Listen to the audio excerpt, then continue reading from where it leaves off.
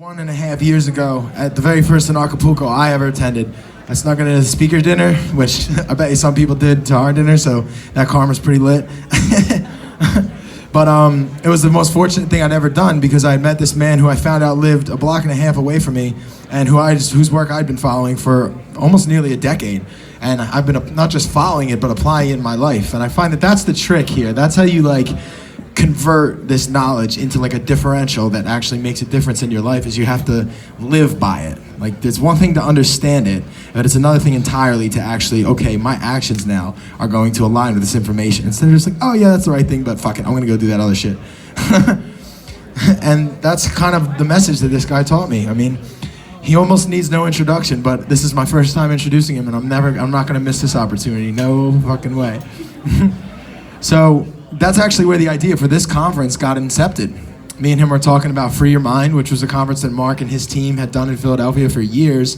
It's where some of his greatest projects were actually given. I mean, the Matrix Decoded was one. That's one of my favorites. Oh my God, top 3 Mark Passio. And we were talking about how, it would be nice to get something going again in Philadelphia, because we were really feeling the vibe from an Acapulco. And then lo and behold, here we are 1.5 years later, and we're doing it, and you guys are all here with us, and we couldn't be more stoked. So without further ado, I'd like to introduce our keynote speaker and one of my best friends and mentors, Mark Passio.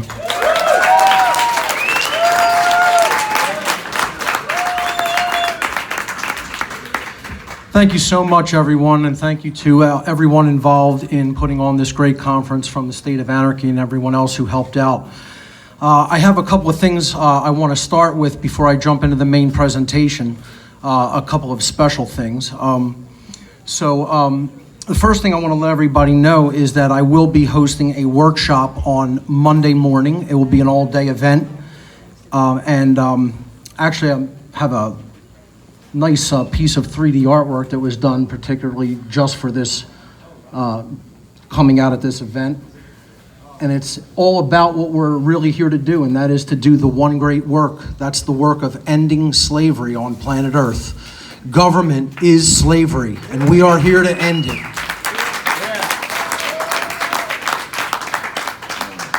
And I do have a workshop coming up on Monday. It is entitled Teaching Natural Law. It's a one-time only special workshop.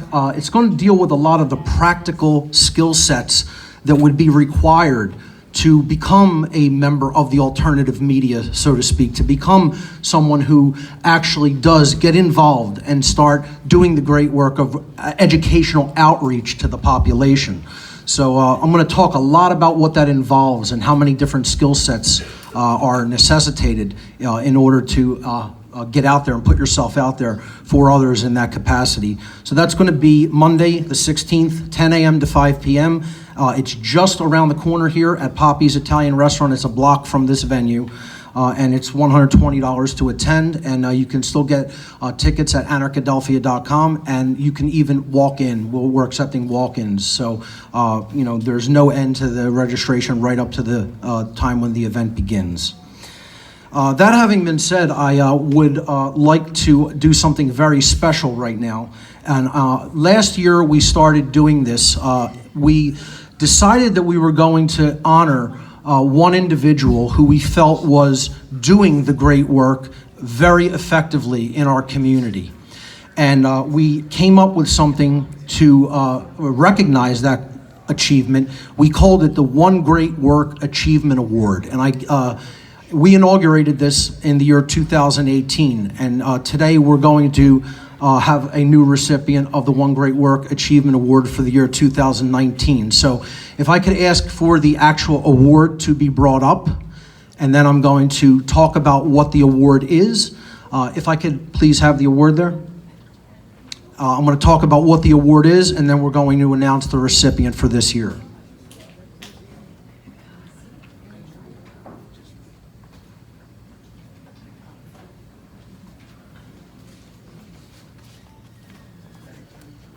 So this is the One Great Work Achievement Award 2019. That's what the award is going to look like. And here's what it's all about. The One Great Work Achievement Award recognizes the accomplishments of an individual who has become a teacher of natural law in their own right, effectively reaching a great number of people with an in-depth understanding of the principles of natural law. This award highlights both the volume of work produced by the recipient and their unique ability to communicate the solution to the human condition of slavery through living in harmony with natural law, with a message of self-improvement, conscience, and true freedom. This award will be presented annually to a member of the freedom community who is actively engaged in the great work through the modern alternative media. Deep respect and thankfulness goes out to all media creators of the truth and freedom movement. You are beacons of light in an often dimly lit world. So ladies and gentlemen, I'm very pleased to announce that the recipient of this year's One Great Work Achievement Award is Mr. Brandon William Martin.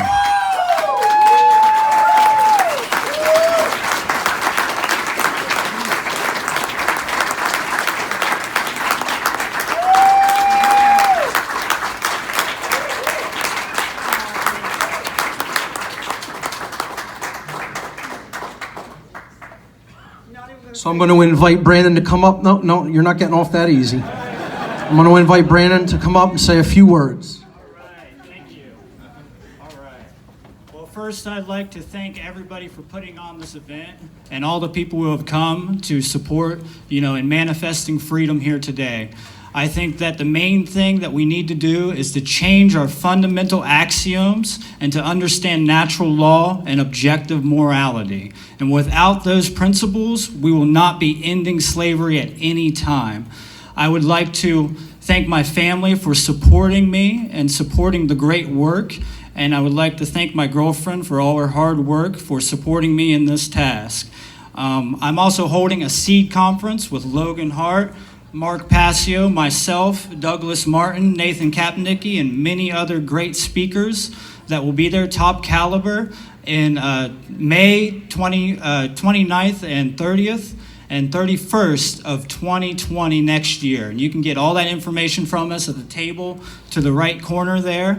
If you guys have any questions, you're all welcome to come ask me. Your presence is an honor here today. So thank all of you, and thank you, Mark, for the great appointment of this award, and I would not be here today without your help, and that's it. Thank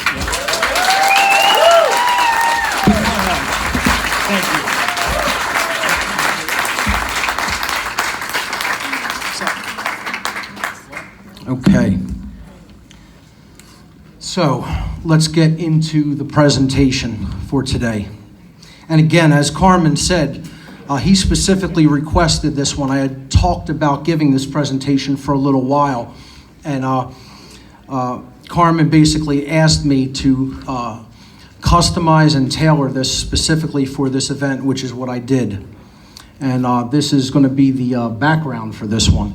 And it's going to get into some heavy, serious, emotional aspects of what a lot of us go through as seeing people who are conscious and see what is really taking place in our world and do the work of actually trying to wake others up to that.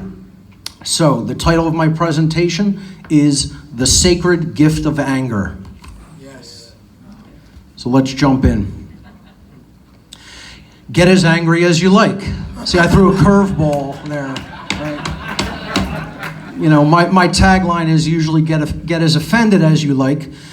But, and this caveat I always give at the beginning of my lectures, because for people who haven't seen my work, I think it's important to make them realize why I do what I do.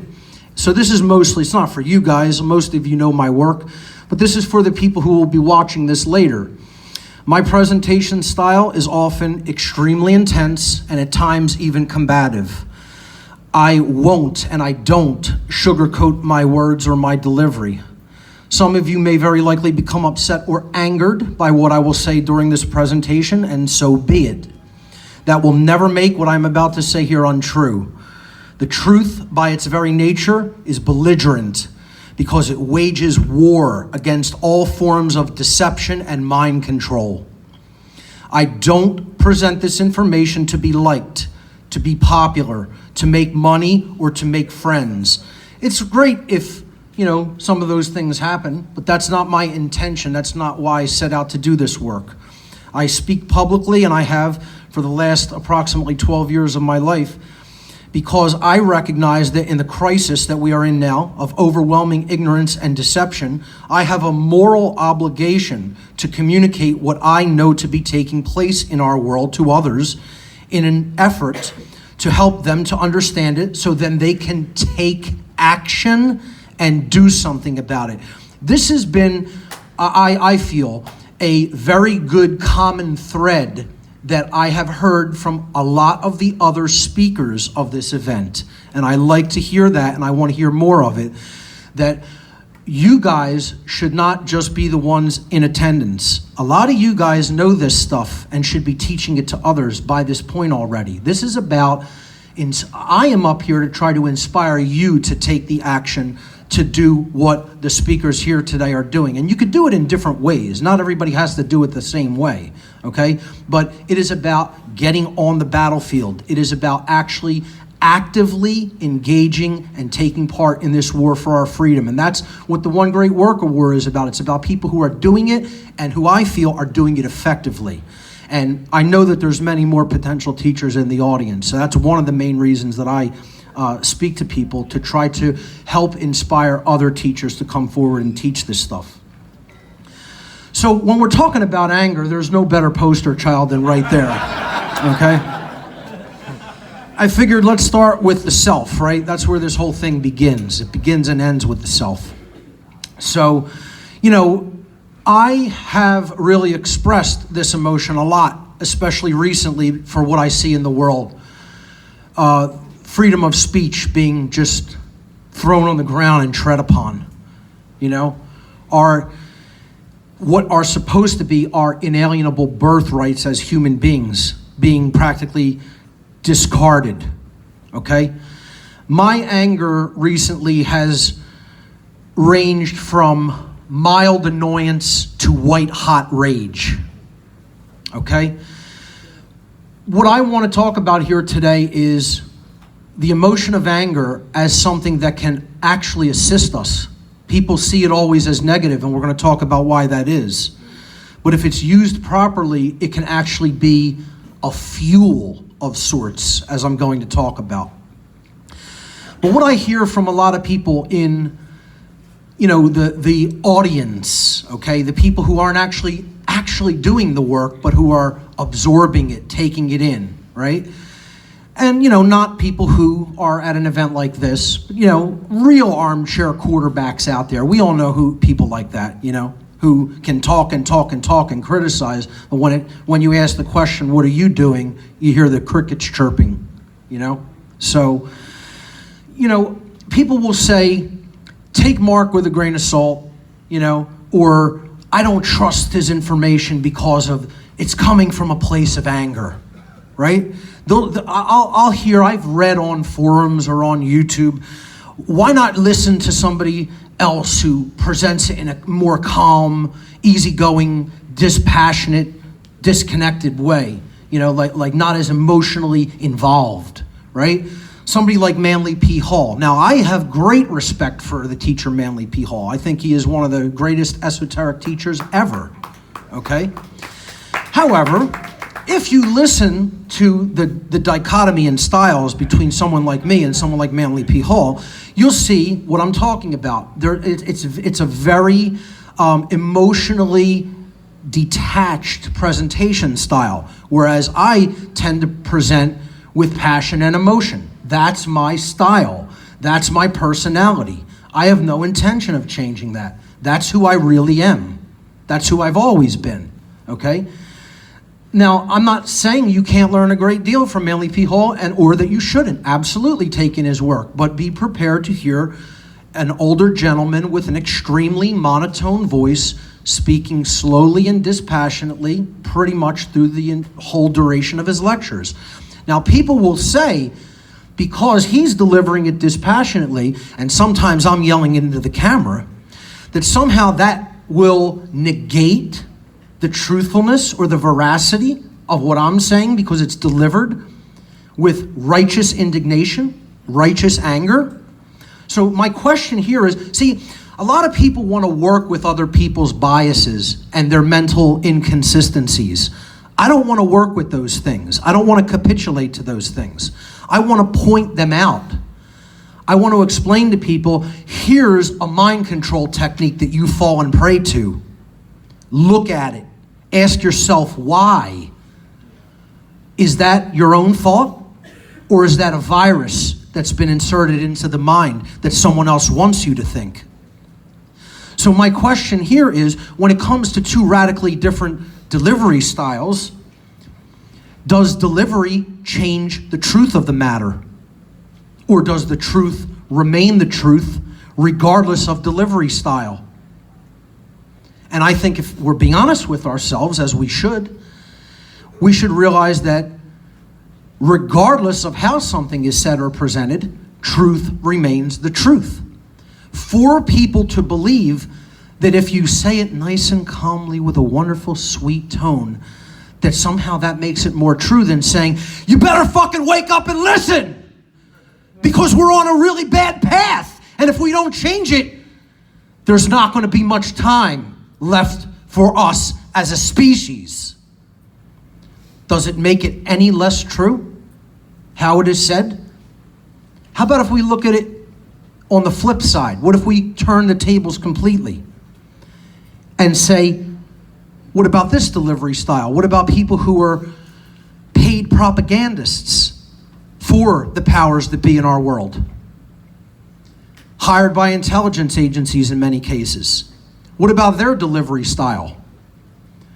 Because they wear $3,000 suits and have their hair done at the finest salons and sit there, looking as good as possible and delivering their absolute forked-tongue lies with a sweet and pleasant voice, does that make it any more true? See, we have to put these dynamics out there for people to consider. Why would anyone think, because someone may even be rambling in a completely frenzied way, that somehow has anything whatsoever to do with the truthfulness of what is being said? See, I don't listen for emotional aspects when something's being said. I listen for only one thing, and that is whether or not the information being spoken is true or untrue. And this is part of the logical reasoning process of being able to actually think for oneself, which we know that this control system, especially through education, is trying to violently rip away from people the ability to think critically like that. And that's why we don't even think about a lot of these things, about does delivery change truth? So when it comes to the prostitute media, does their delivery change the truth of what they're saying? I would suggest it absolutely does not. So as we explore this, I want you to keep those aspects in mind. And when any anger does come up or rear its head in your emotional response, you have to ask, is that actually coming from me? Or is that mind control virus that's been planted there by someone else, by social engineers? This is the dynamic that I call, in my work, emotional mind control. I've also referred to it as heart control. Okay, because you are actually playing on someone's emotional responses in their body and in the way that their emotions make them feel, to try to distort how they think about information coming in. So, an extremely popular technique of social engineering is to dissuade people from considering any information that is presented with righteous anger or extreme passion. The occult mind controllers of our world desperately want us to believe that truth must only be delivered in a calm, soothing, and dispassionate tone of voice. Yet, to accept this as true is a complete logical fallacy. Of course it is true that even if truth is angrily screamed in our face, it still remains true. And of course it is true that even if a lie is spoken in the most appealing tone possible, it still remains false. This is what it means to reason clearly and use logic use the actual process of logic, the trivium process, grammar, assembling all the data, logic, processing it accurately and weeding out logical inconsistencies, and then rhetoric, putting it into action in our lives. This is what it means to think and reason critically.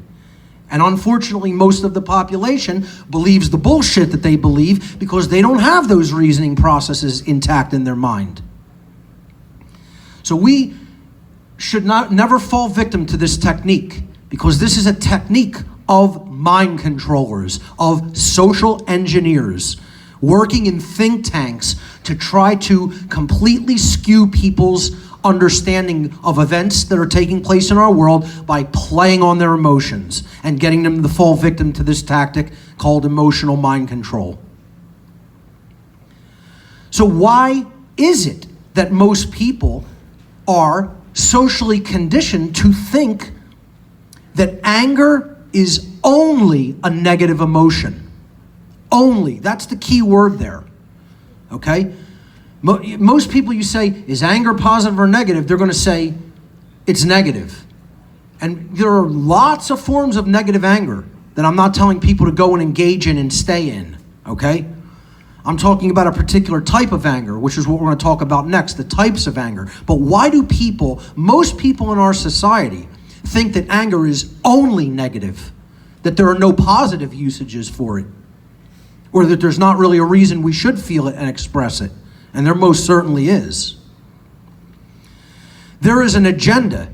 There is a social engineering agenda to purge anger in our population. Let me tell you something, folks, it's working. Because people at this point should be enraged over the loss of freedom. And many of them can't even feel anger at all. We're going to talk about those kind of people. Anger is widely misperceived in human society as only a negative emotion. The expression of anger is discouraged and is widely culturally perceived to be wrong or bad. The perception of anger as a negative emotion comes from a lack of understanding that the emotion of anger exists for a valid purpose. This misunderstanding is deliberately propagated throughout our culture as part of an agenda to modify human behavior in such a way as to make any resistance or rebellion against government tyranny completely impossible. Because it ultimately, resistance and or rebellion starts with getting angry about injustice. From childhood, we are influenced by this agenda to believe that anger should be purged or done away with, or that we shouldn't feel it or express it, and those who do express anger should be shunned and shamed, without ever even asking the most important question regarding the expression of anger. Why is this person angry? See, most people hear an angry person saying whatever they're saying in an angry tone of voice, and they're emotionally conditioned to tune out and dismiss what's being said without first asking the question, is this a valid reason for anger? Let me hear what the person is actually saying. Why are they expressing this seemingly negative emotion? See, most people never do that process. They never ask, what is the purpose for this expression of emotion? They just react to it. That's mind control. We have to stop when anger is being expressed and say, why is the person angry? Why are they expressing this emotion? Is it for a valid purpose or is it for a frivolous purpose? And yes, there is a distinction. Yes, there is. We should exercise that kind of judgment between the different forms or types of anger. So let's explore what those are. There are two overarching main types of anger. The first is the unproductive type. The type that really is negative. and that we could probably have a lot less of it in our lives. It's what I simply refer to as petty anger. Petty anger has these types of characteristics. It is expressed over vapid concerns and displeasure in trivial situations, things that don't really matter, in other words, or that are completely frivolous. It is based almost entirely in pure ego and selfishness. People are just, in this type of anger, just angry over, this happened to me, or I didn't get my way, okay? So it's based in just service to self.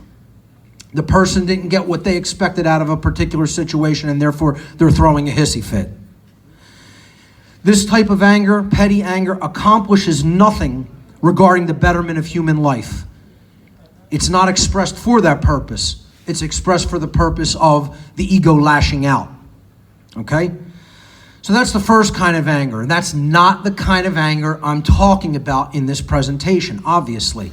We're talking about what I am calling the sacred gift of anger. Anger in the form that the intelligence of all creation enabled in our physiology for a reason. That's no accident. That was done for a purpose, okay? And that is this kind of anger. It's righteous indignation. These are people yelling at police that it's a protest about the gentleman from England who just went to jail over freedom of speech and just reporting, I'm sorry? Tommy Robinson, yes. His name escaped me briefly.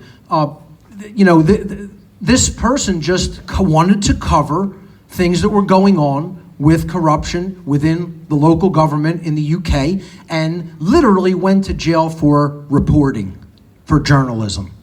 That's how far into the destruction of freedom of speech the United Kingdom is. And let me tell you something, folks. That's where the highest levels of social engineers operate, out of Tavistock Institute of Human Relations in London. And everything that they cook up there in that shit center, okay, of, scumbag intelligence agents and other, old English farts that want to control everybody's lives because they're pieces of shit as human beings, okay? Guaranteed what they're doing there amongst their own population is going to follow across the pond, and it's going to be attempted to be carried out here within 5 to 10 years tops. I'm going to say 5 years. It's a model that they work with like clockwork because they're like reptilians in their minds, and they never deviate from a plan that continues to work because the population doesn't get how the psychological warfare tactic is being waged against them. So, this type of shutting down of freedom of speech is coming here. And you do see a little bit of this type of anger, righteous indignation against the loss of a right. All too little, though. The person is still, right now, as we speak, in a jail cell. Is freedom of speech being heralded as something we should try to totally protect in England, or even here for that matter? No.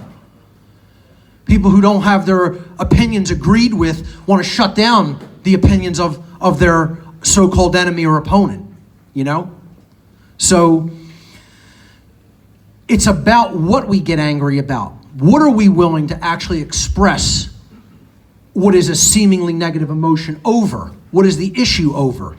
So righteous indignation is expressed over critically important concerns, things that really matter in our lives, like our rights, our freedom.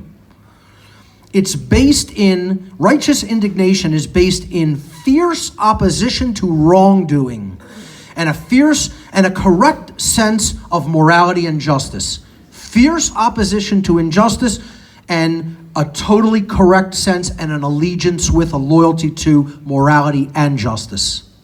That's where this emotion of anger, that's the place it's coming from. And that really means it's coming from the heart. Righteous indignation is always aimed toward the betterment of human life by righting wrongs, by correcting wrongdoings, or correcting injustices in our society, legitimate injustices. You know, we're not talking about the social justice warrior type of anger here. We're talking about legitimate, righteous indignation to the loss of freedom and rights and other injustices done in our society.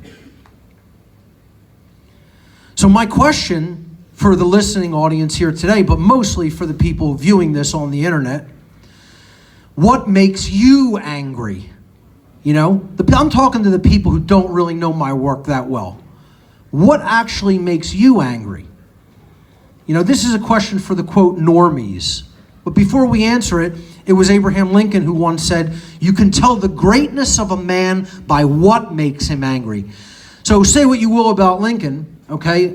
Obviously, you know, flip side to you know, his agendas and who he worked with as president, okay? But regardless of what you think of him as a historical figure, the quote here is highly apropos to this presentation. Because what we're talking about is, what is the person expressing the anger about? Is it valid, righteous indignation, or is it vapid concerns that don't matter? So he's saying you can actually tell what's in the heart of another human being. Forget the word man, you could use the word human in place of that, okay? Man or woman. What makes a man or a woman great is what makes them angry. What will they get upset about when they see it happening in their midst, in their society? Because a truly great person, a truly good person, will be angry about the injustices regarding human rights and freedom that's taking place all around them. Bad people don't give a shit. Bad people who only give a shit about themselves don't care at all about rights and freedom being lost, unless it happened in the moment to be happening to them. But they'll see it happen in their society and look the other way, walk the other way. None of my business. You know? That's what he's talking about here. If a real issue truly makes someone angry in a sense of righteous indignation, that's a sense of that person's goodness. You know, we don't look at anger like that, though, in society, do we? Largely. You don't think of many people as thinking that way. Most people say, oh, what the fuck's he angry about? What's he so angry about? Why does he have a board up his ass? You know? That's what they'll say. But they'll never even stop to ask the question, why are you angry about this particular situation or circumstance? Here's what the modern world gets angry about. Here's what modern so-called men get angry about. Oh my God, my football, look at that coaching decision. They got to fire that asshole. You know? I mean, these are people who actually think they're adult, male human beings that are getting angry and getting emotionally involved in a goddamn child's game. You know? And will call themselves men.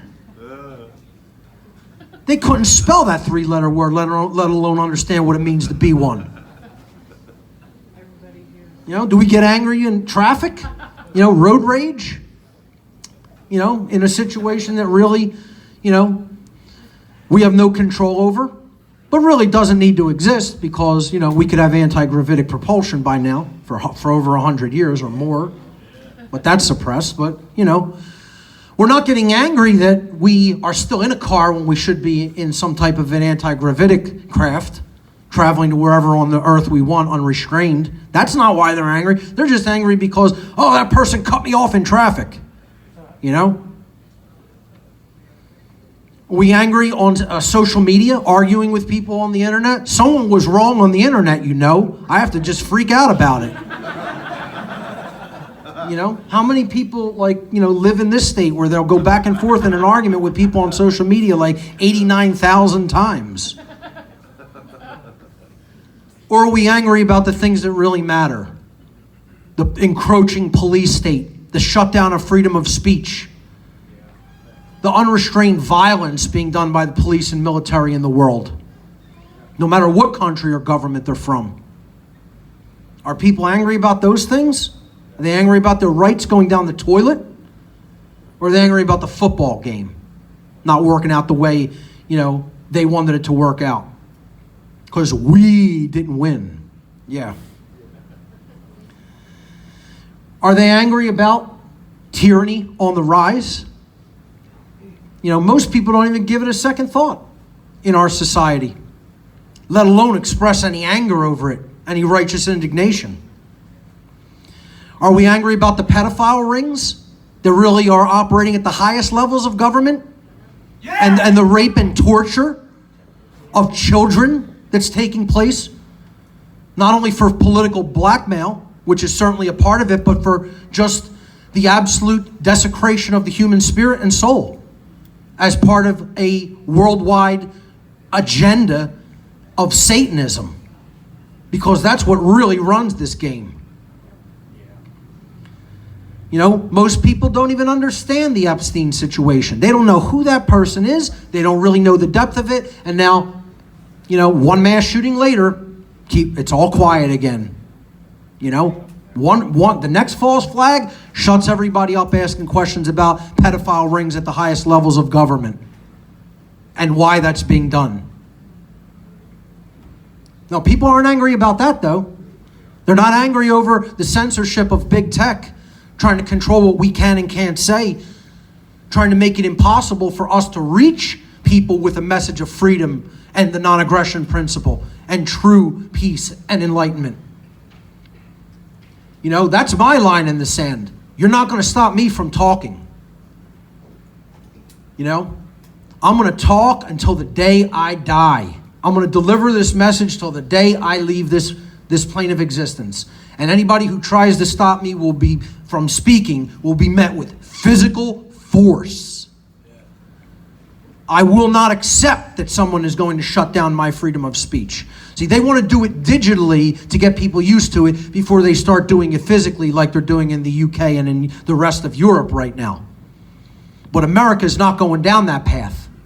Not as long as I have anything whatsoever to do with it, as long as I'm living and breathing. So that's right, what people should have righteous indignation about.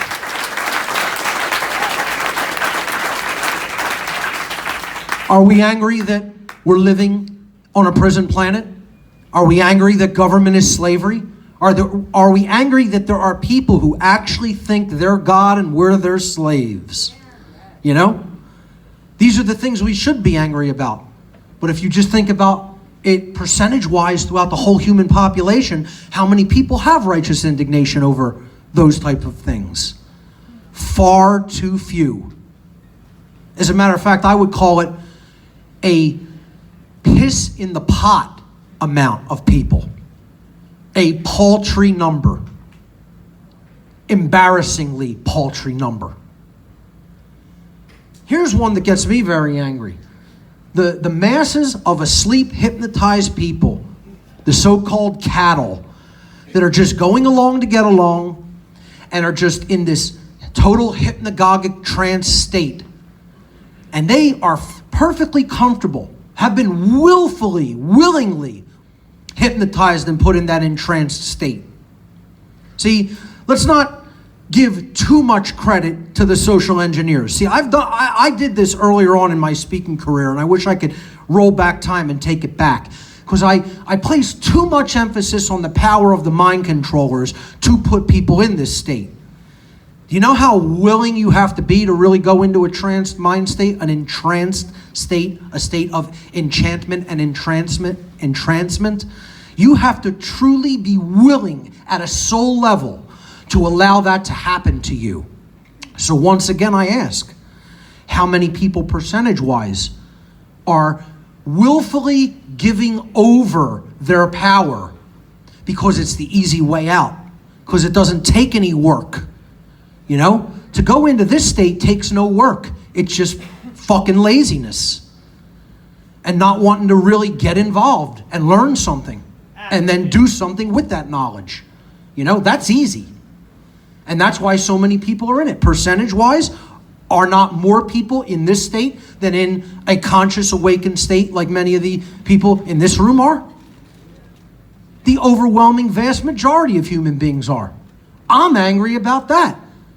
Maybe if more of us were angry about that, deeply angry with deep righteous indignation over this state, maybe more of us would become teachers of objective morality, of natural law, of the non-aggression principle in our communities. See, it's about making an investment of your time, Not just saying, yes, I agree. Wonderful job, Mark. Wonderful job, Max. Wonderful job. You know, any of the speakers speaking here today, Derek, you know, Gina, anybody, okay? You know, it's about getting involved yourself. My goal is to take people up off of their asses in these seats and make them the teachers of these people that can help take them out of their entranced mindset. That's always been my goal. It's never been to have a big following of people. It's never been to individually reach every one of these people in the world, because God knows I'm not powerful enough to do that. No one has that reach. But guess what? If every person here taught natural law, if every person here really taught morality to people all around them at almost all times and places, to whoever is within earshot, we might develop a fighting chance to come out of this situation of slavery. Maybe. It's pretty deep, it's pretty bad. But you know what? If I didn't think there was any chance, I would stop speaking. There's still a chance. It's a small one at this point. But these are the people we have to reach, and this is what our righteous anger over these people willfully allowing themselves to be conditioned into this trance is what should drive our behavior to become people who can, as alchemists, assist them in their awakening, because that's what the alchemical process is. The alchemist never awakens anyone. I've never awoken one person. I have only assisted other individuals in awakening themselves. That's what the true alchemist is. Okay? An assistant in someone else's awakening process that can just show them the way that they need to go. And if they have the courage and the will, they can go in that direction and they can wake themselves up. But ladies and gentlemen, first you've got to get mad. The process starts with righteous anger. These are the words of Howard Beale from the 1970 movie, the great movie Network. How many people have seen Network? Okay, now that's only about half the room, okay? Maybe 55 or 60% of the room. Everyone should be familiar with the movie Network because of the allegory about, not even the allegory, it's like a documentary really, about how the media really works to mind control people. And the main character, Howard Beale, he said, all I know is that first you've got to get mad. You've got to say, I'm a human being. God damn it, my life has value. This is what righteous indignation is about. It's ultimately coming from a place of love and self-respect. It's someone saying, I don't deserve to be treated like this. I have rights, and I deserve not to be aggressed upon. I deserve not to be treated badly. I deserve not to be enslaved. See, the base problem in all of this is self-loathing, coming from a place of abandonment issues. And then that creates a sense that we're not worthy of something better. Beale, the character Beale in the movie Network, is telling people you have to come from a place of self-respect and self-value. And that starts by getting angry at how you're being treated as a slave. Okay? That's the righteous indignation I'm talking about here. That's the sacred gift of anger. I'm mad as hell, and I'm not going to take this anymore. How many people are so angry they will not comply? How many people in this room still pay income tax? How many people are still working in a job that has withholding? Meaning you had to give a social security number to your employer and they are withholding money from your paycheck by a show of hands. And I'm mad about it. Yeah. Okay, that's less than I was expecting in this room, so that's good. But that's still about 50% of the room, okay? Now, we're a special instance group here, okay? You know, you look at that really societally all around us, that's going to drop to 0.0001% real quick, you know? All you'd have to do is extend the radius of this room a couple blocks and it would be 1%, okay? So, the point is, you have to get angry about what's being done with your resources, you know? I'm not willing to pay for the rape and murder of children. I'm not willing to pay for bombs being dropped on people that I've never met. So that's why I'm going to withdraw. I'll find other ways to procure resources. But I'm not paying my enslaver. I will not do it. to the extent that I am empowered to avoid it, you know? That doesn't mean I will never buy anything in society. If I'm going to present, I need a laptop. Okay, there's going to be sales tax. That's an unavoidable one, at least right now. But how many of us are so angry that we pull back from things and say, I will accept the hardship that goes along with doing it differently because I will not comply with evil? See, the sacred anger is about saying no to evil.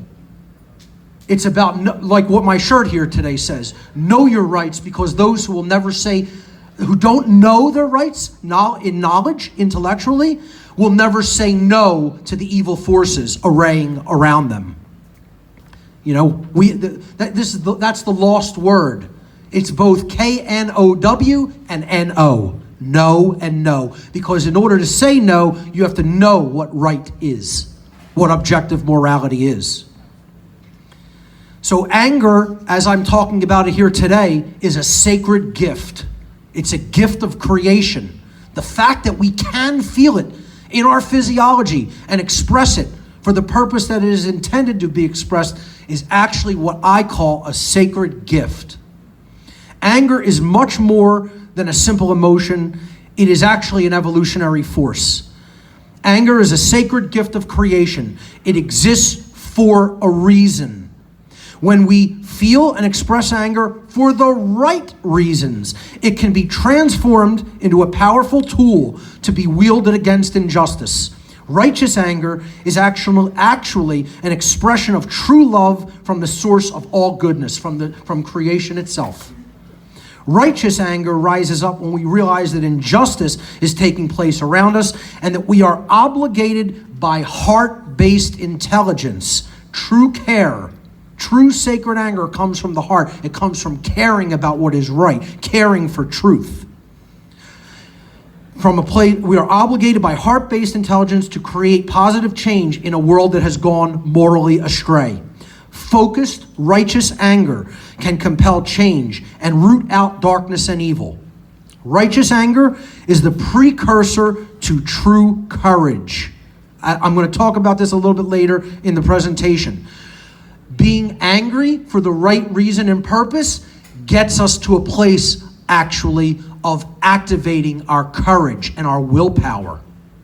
Without that fuel of anger, most of us never get to that place of truly taking action and developing that courage that is really needed to do that.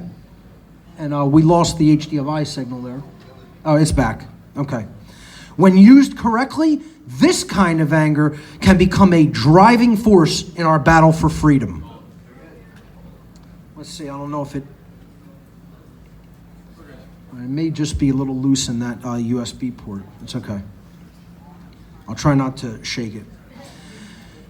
Anger is the correct emotional response when the human condition is slavery.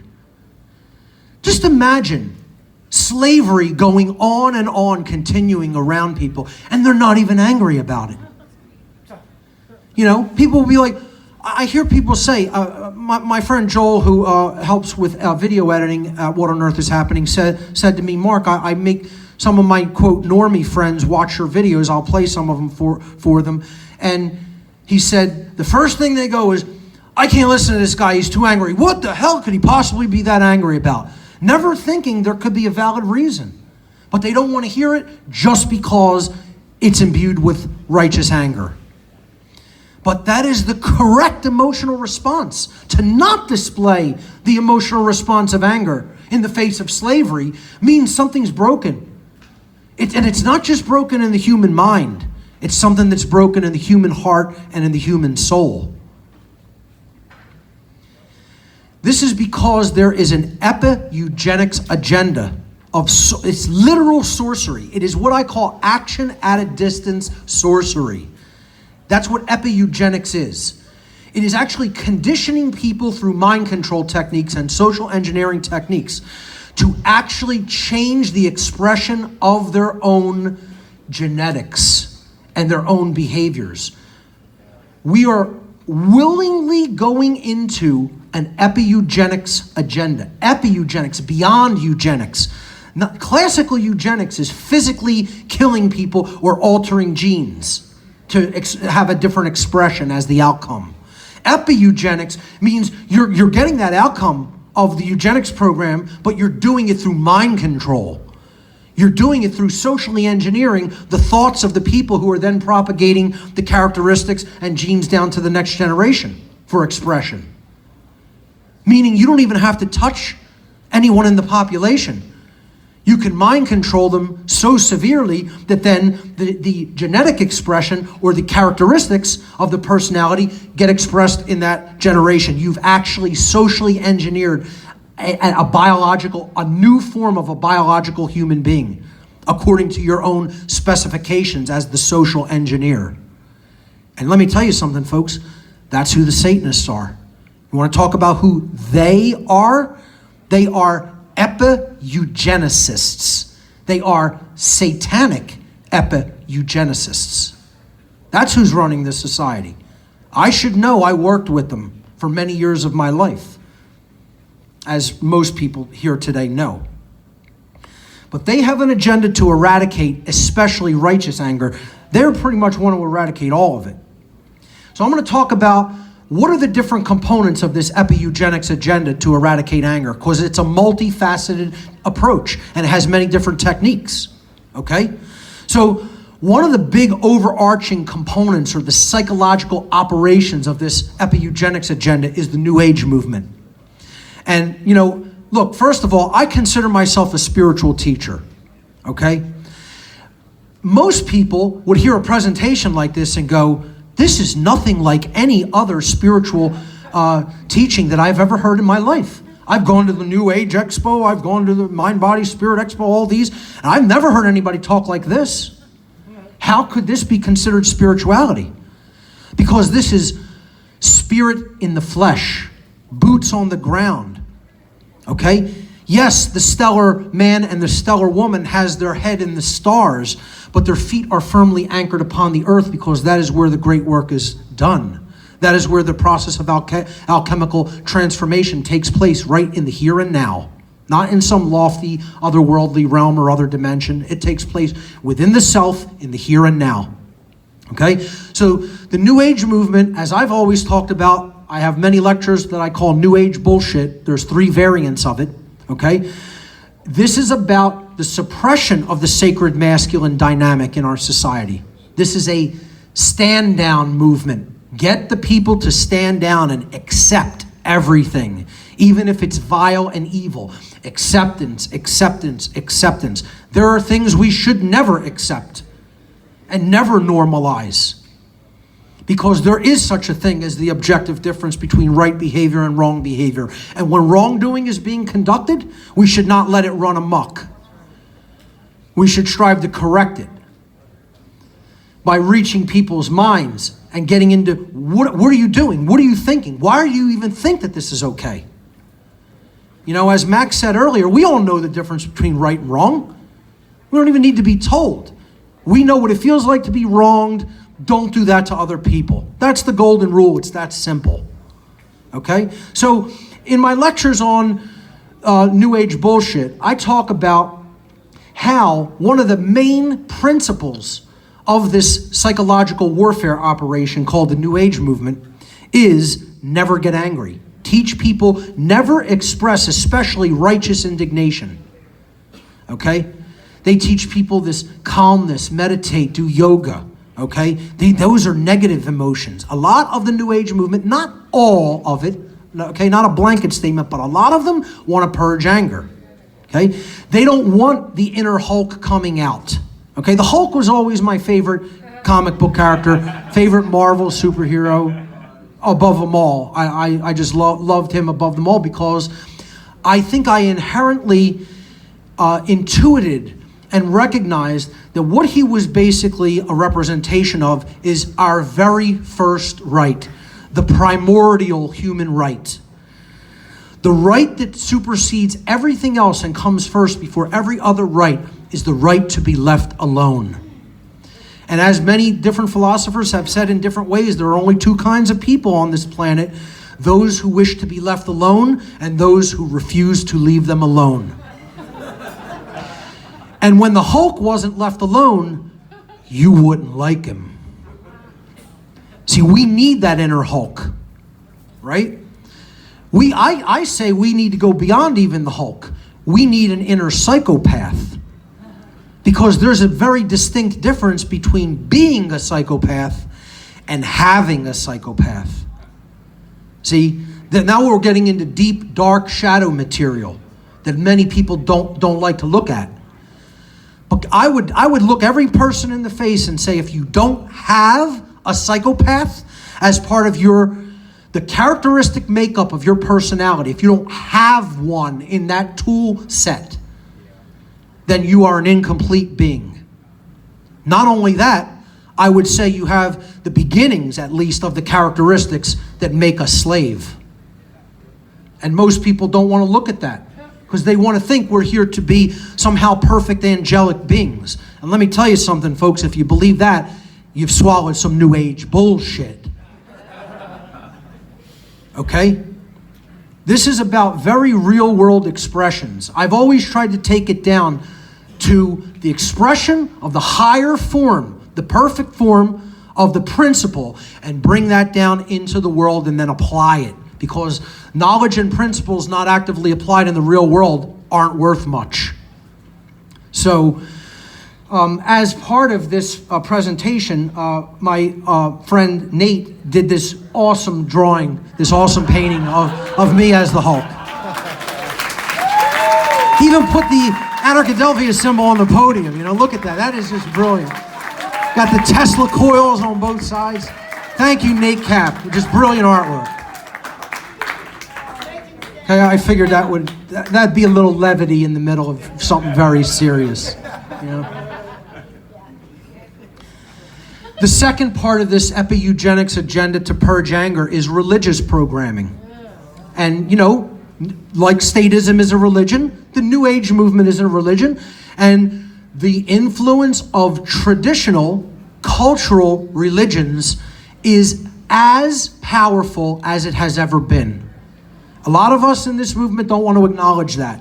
But I'm telling you, you really want to go to the depths of where this world is being controlled from. You need to look no further than actual, ostensible religious traditions culturally. Everybody says, oh, the world's run from Washington, D.C., New York City, Beijing, China. No, folks, the city of London, no, sorry, wrong. The world is run from Rome, Israel, and Mecca. If you really want to know where the highest level controllers, the highest level dark occultists are operating from and have their palaces that they are keeping all of the hidden knowledge of this world, you need to look no further than the entrenched cultural religions, religious traditions. And their power is not on the wane the way people think that it is. It is just going into the covert form of becoming the new religion, which is government. That's all. You know, religion doesn't really go away. It just changes forms. And people think they're free of religion. They think because they're an atheist, they're free of religion, yet they still support the state. You know? They think because somehow they don't believe in cultural religious bullshit, and then they go into the New Age movement, or they go into the worship of money, that they have no religion. Plenty of people have religions that would identify as a religionless person. You're going to see a lot of them in the documentary screening tonight. People who are absolutely, with religious, devoted fervor, worshiping the entity known as government or the state. And yet you would ask them, are you a religious person? And they go, oh, no, not at all. Bullshit. You are absolutely a religionist. Okay? So what traditional religion teaches people is that anger is one of the 7 deadly sins: pride, envy, gluttony, lust, anger, greed, and sloth. Anger takes its place on that list. But you just think about these. Are these actual wrongdoings that we do to other people? Even if you were an asshole who has a lot of pride in themselves, right? Or a counterproductive pride even. Have you harmed someone by having a way too lofty opinion of yourself? I'm not saying that's a good thing to aspire to. You know, like injecting a whole bunch of heroin in your veins isn't a good thing to aspire to, but do you have the right to do it? Yeah, because you own your own body. I'm not saying it's a good idea. But like all of these things, right? To want something that somebody else has. Well, hey, as long as you don't go and take it, go desire it however much you want. I wouldn't suggest living your life in that modality. You're going to be a miserable person. I'd rather you be miserable about not having freedom or not being allowed to express your inherent rights, you know. But, you know, if you want to go and be envious of what somebody else has that you don't, go right ahead. Just don't initiate harm against them. So you can go down the list of any of these things. These are subjective aspects. You know, this is what moral relativism teaches. And there's tons of moral relativism in religion, you know, because they'll tell you just, you know, a drug dealer or a drug addict or a prostitute, etc., are immoral people. Well, if there's a consensual transaction between consenting adults, no immorality has taken place because no one's rights were violated, because no one was coerced, harmed, or stolen from. All forms of wrongdoing are forms of theft, as we're going to see. So these aren't the 7 deadly sins. I call total bullshit on religion for saying that these are the 7 deadly sins and anger is one of them. The real 7 deadly sins are the ways that we break natural law. The ways that we actually cause harm to other people. These aren't the 7 deadly sins. These are subjective constructs of men who think they're the representatives of God on this planet. And they're not only not holy men, they're holy bags of shit that are pedophiles and pedophile protectors. So this is the clown who was involved in the financial aspects of the Vatican that paid off family members, parents who had children who were molested by members of the clergy. And then in paying them off so they wouldn't go and report the crime, then they took the priest and funneled him to other parishes so he could do the same fucking cycle all over again. But that's a holy man who will tell you don't get angry, because that's one of the 7 deadly sins when he's protecting pedophiles. Benedict Arnold is more like it. Benedict whatever, the 16th, whatever he was. My open challenge for an MMA cage fight is still out to the current Pope. Like, get in the ring with me, bitch.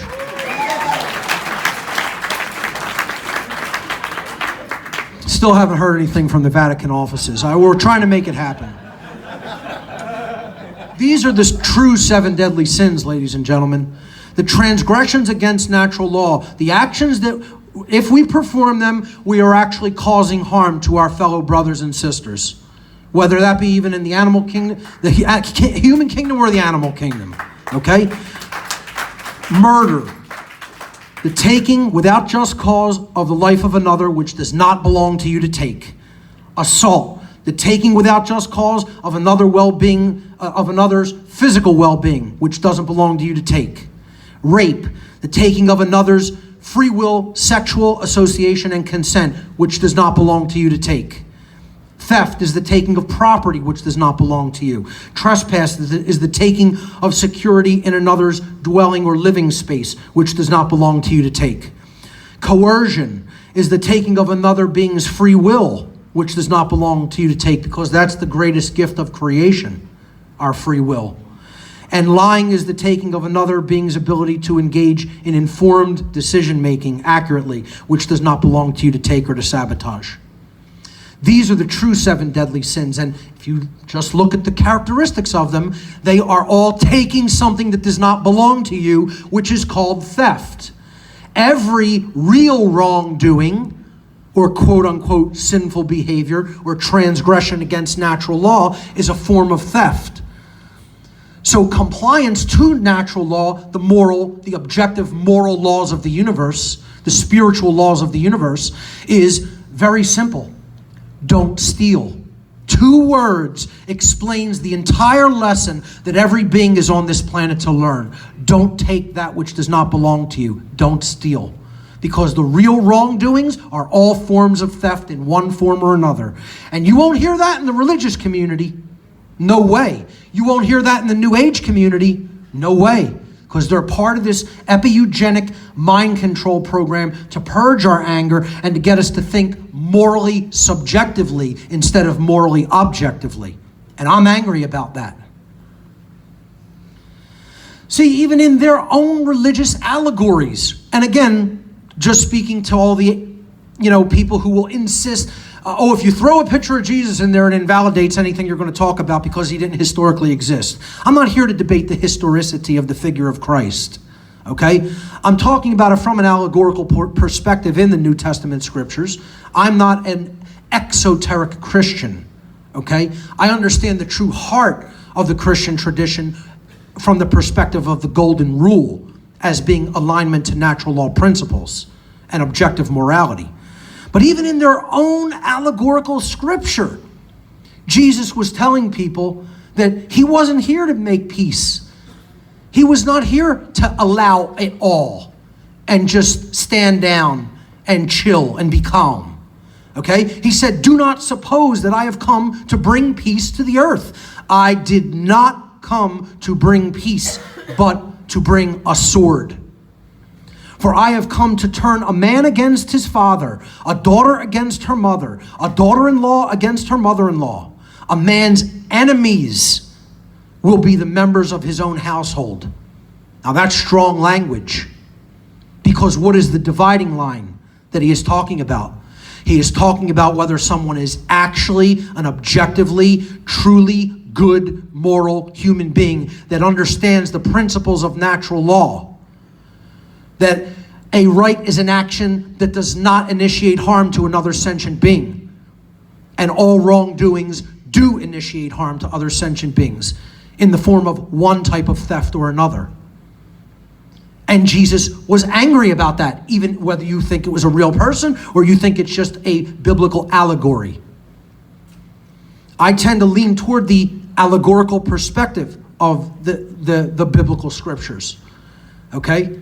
And I still value them with that allegorical content. A lot of rich allegorical moral content can be garnered by even studying the cultural religions, all of them, not just Christianity.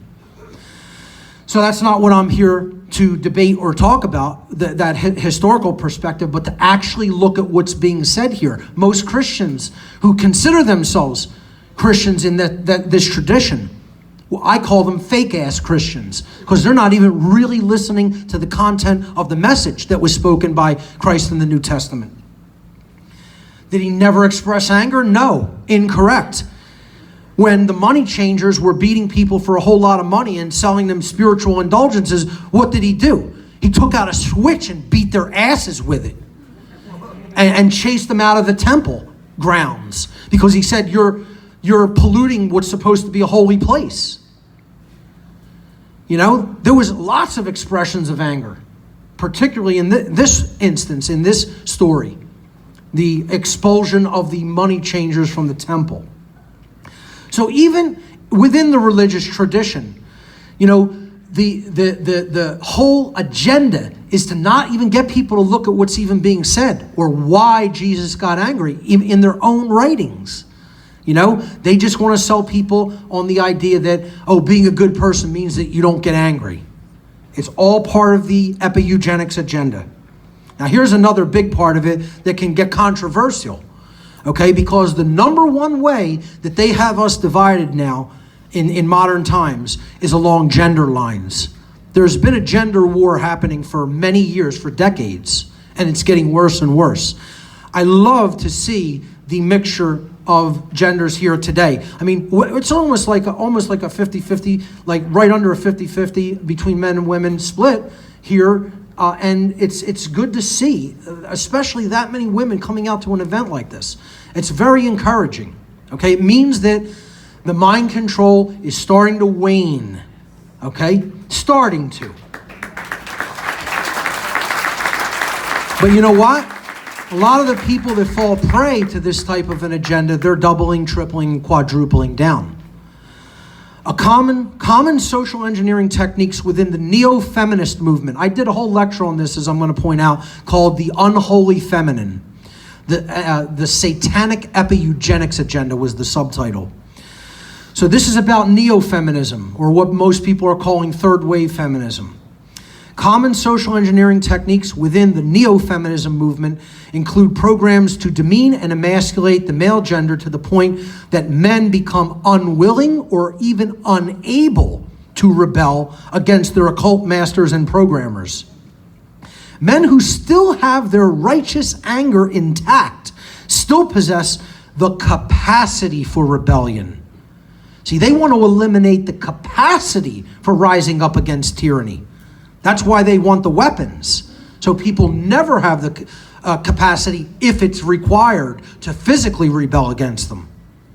I think we should always strive for the, not having to do it through physical rebellious means, because if you really want to accomplish it permanently, you have to accomplish it in a change in consciousness and a change in the heart and spirituality. But I am not going to take the option of physical rebellion off the table. Anyone who does that, you're a fool. Anybody who doesn't own a battle rifle in this room is a fool. I'm armed right now. I'm armed. Every time you've seen me speak, I've been armed.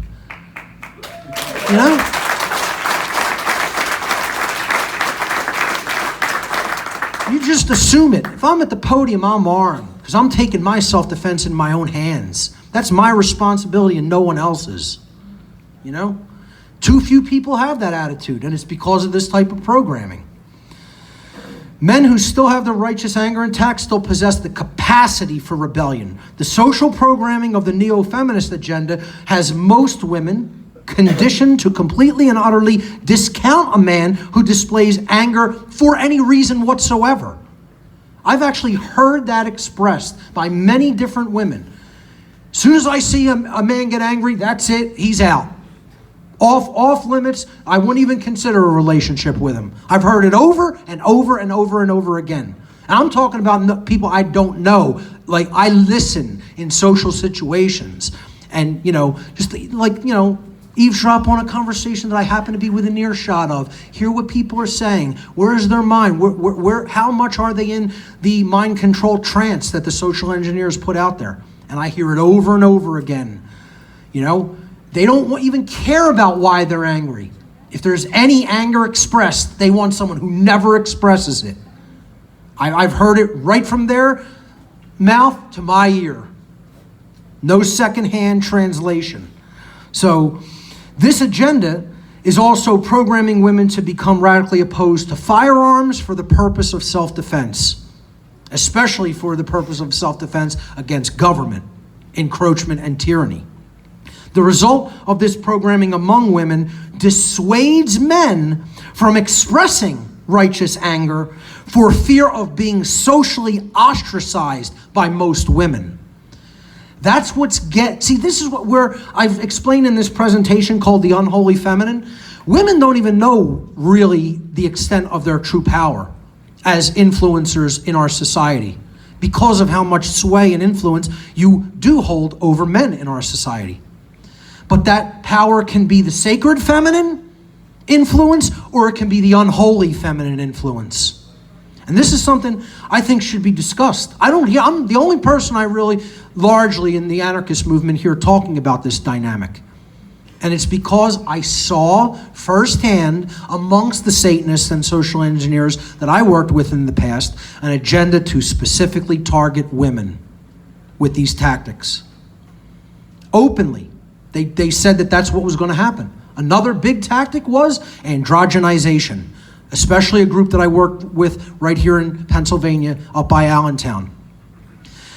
The whole agenda of that group was pushing the androgenization of human society so there would be a blurring out between the distinctions between the genders, and therefore people would become more uniform and thus easier to control. Very open among their own ranks about the actual agendas that they are pushing. They would deny it publicly, of course. But people that they think are totally on board and, of the same blackened heart and mind, as they are, as control freak Satanists, they're very open about what they have planned. And let me tell you something, they don't just talk about it. They didn't just talk about it. You know, it's not just a conversation I happened to hear them say, and then they just went home and watched football. They talked about it, and then they did it. These people don't play. They do what they say they're going to do. They're driven through what I call dark care. You know, people think care is only a one-way street and it's only positive. No, there's such a thing as evil care, dark care. Psychopaths really, truly care about what they're doing and develop the willpower to carry it out. And they're not playing games. See, they're on a united front, we're on a divided front. This is the major overarching problem. We got to get people so on board with an understanding of objective morality and natural law and become committed to it. And again, as we're going to talk about when we play the documentary, as you're going to see, this isn't a religion, it's not a belief system. Natural law constitutes a science that requires no belief or faith. I'm the first person to tell you. I got up at Anarchadelphia on stage in Mexico, and the first thing I broke out, my first slide was religion is the one and only problem in our world. People have to stop thinking about religion as just the cultural ones. You know, neo-feminism is a religion that many people unfortunately have bought into. Anything that holds us back from the actual truth of what's really going on and what objective morals really are, I consider a religion. Because that's the definition of a religion, something that holds us back from where we say we want to go. So this I consider, I'm very, very happy with how this presentation came out. It is probably one of my most meticulously researched and detail-oriented presentations, The Unholy Feminine. So as an adjunct to this, you know, we see this coming through in cultural programming, okay? Because you will see a lot of men express this anger. And why a lot of them aren't expressing it is even more important. They're not expressing it because they think that's going to be the reaction from females all around them. And, you know, if a man is like a regular red-blooded man who is attracted to women, that's not the situation that they want to find themselves in, okay? That's just the reality of the situation. You know, people want companionship, etc., intimacy, and if they are told they're going to be cut off from that, you know, this is like not complying with the banking system, and so they cut off your chip and you can't buy and sell. This is just a different form of that. You express righteous anger, well then you're cut off from intimacy with females. This is actively happening. I know it's not happening in our community. You know, women in our community think radically different from this. But do you think this is not the overarching way that things really are in our society culturally? Cultural programming has gone so far as to embed in most women's minds that a man immediately becomes unattractive and undesirable for expressing the human emotion of anger. Purging the emotion of anger is part of a large-scale dialectic designed to weaken the population in preparation for a lifetime of servitude with no chance or capacity for opposition or rebellion. That is the total takeover. That is total enslavement. That's the true dark New World Order from whence there is no return. But as long as there is sacred anger, we can potentially turn our situation around. But it's all about what we do with it. Again, that was another thing that was talked about here repeatedly that I'm very glad the speakers went into. Things are dual-edged swords, right? It's about what we do with them. The occult is a dual-edged sword. It's hidden knowledge. But once we take it in, what do we do with it? Why has it been held back from us? To create a power differential in society. The people who know the knowledge of the occult and who are, you know, of the type of manipulative mindset to want to use that as a weapon against other people who are in ignorance, it's a piece of cake for them to do. Child's play. It's like somebody that never learned mathematics going to buy something and they have a few $100 bills and they go, I want a couple of pieces of candy and a piece of gum and a pretzel, and is this enough? I don't know how to add, I don't know what's here. And the person goes, thank you, yes, that was perfect, exactly. No change, have a good day. You know, really, that's what it's like. That's what the knowledge differential of the real occult controllers versus the population is like. You know, that I'm trying to close that knowledge gap with my work by explaining to you these are their strategies. This is what social engineering is all about. So what they want to create is part of the characteristic of what they call the new man and the new woman. The social engineers, the Satanists, the dark Luciferians, the mind controllers, doesn't make a difference what you call them. They're the control freaks in this world who think they're God and want to micromanage society and dictate every detail of your lives. They have a phrase. It's called the new man or the new woman. Maybe some of you have heard this.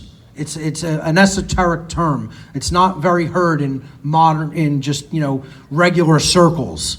But if you look into the occult, you'll come across this term. The new human, okay? And what they want is to create the perfect slave whose soul has actually been broken, that will accept its servitude. Aldous and Julius Huxley talked about this in their work because they were part of these social engineering programs. Edward Bernays talked about this. He worked with the Tavistock Institute of Human Relations, and perverted a lot of Sigmund Freud's psychological tactics and techniques. But they want to create beings, ultimately, long-term, that have lost the ability to feel anger. I'm going to say lost the ability to feel any kind of anger, but especially sacred anger. They don't want people expressing the sacred anger of righteous indignation. People who cannot become angry regarding the current human condition of slavery have literal brain damage. I'm going to say that again, and I really want you to listen to what I'm saying. It's not metaphorical, and I'm very serious. People who have lost the ability to become angry have literal brain damage, provably, scientifically provably, through chronic brain imbalance in one hemisphere of the neocortical brain or the other. Whether you become left brain imbalance or you become right brain imbalance to such an extent, you can actually lose the ability to feel anger. And this is done through epiogenics, action at a distance, mind control sorcery, and it's done through chemical warfare, which we are under, and electromagnetic warfare, and the war on the chemical known as testosterone also. Chemical war, which is actually a life essence, okay? As important for women as it is for men, and many people don't know that. Chemical warfare through food, water, and pharmaceuticals attack the parts of the human biological system which create a healthy brain and healthy emotional responses. So they are targeting the part of the brain that would ordinarily function correctly to produce the correct emotional responses in people. They want to break that part of the brain. And they have done it to a large extent. This result can also be produced through epigenetic means, through mind control. The goal sought by the social engineers of the ruling class is to disrupt the limbic brain, what is called the mammalian brain or the midbrain, the limbic system of the human brain, so that it will no longer produce the necessary neuropeptides required to generate emotions which the social engineers do not wish to see expressed in the population. And yes, this can be done and is actively being done. This process can actually be likened to a partial chemical lobotomy. But they're actually doing it through what they're putting in the water, what they're putting in our food, what they're bombarding us with electromagnetically, and what is in pharmaceutical drugs that people are unfortunately still taking. Those who have fallen prey to this control technique and have therefore lost the ability to feel righteous anger are actually broken souls. They have not just broken the brain or the mind. Doing what they have done to people to remove their ability to feel anger has actually broken them at a soul level. So they are broken souls who have been purged of a sacred gift which was actually their birthright as a human being. Such people who can no longer even become angry are the problem. Through their spiritual weakness, they have allowed themselves to become broken. See, again, I look at it like I almost did a disservice to this community by talking so much about mind control techniques. Because a lot of people kind of reacted like, woe is us. Oh, poor us. We've been under this, sorcerer's attack for so many generations. But we have to stop looking at it like that. We're willful participants in this. When we allow ourselves to become spiritually weak and there's no shielding against these attacks, then we easily fall prey. That's like, a couple of animals, wild animals run in and you just lay down and say, eat me, with no resistance. That's what most of the human population has done. So people like that they've allowed themselves to become broken physically, mentally, emotionally, and spiritually. They can no longer feel and process the full range of human emotional responses. They have become casualties of covert biological warfare. Occult biological warfare is what this is.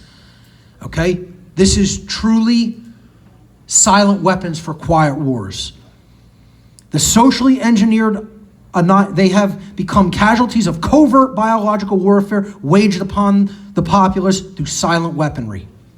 The socially engineered annihilation of the sacred gift of anger is creating a society of apathetic souls who don't care about the destruction of their own freedom or the freedom of others. And this is who we in this room must reach and heal. The brain and even the soul have high levels of plasticity, meaning they can recover from things that you would imagine they would never be able to recover from. Look up the plasticity of the brain, the plasticity of the mind. See, that's part of programmability, is that it's flexible.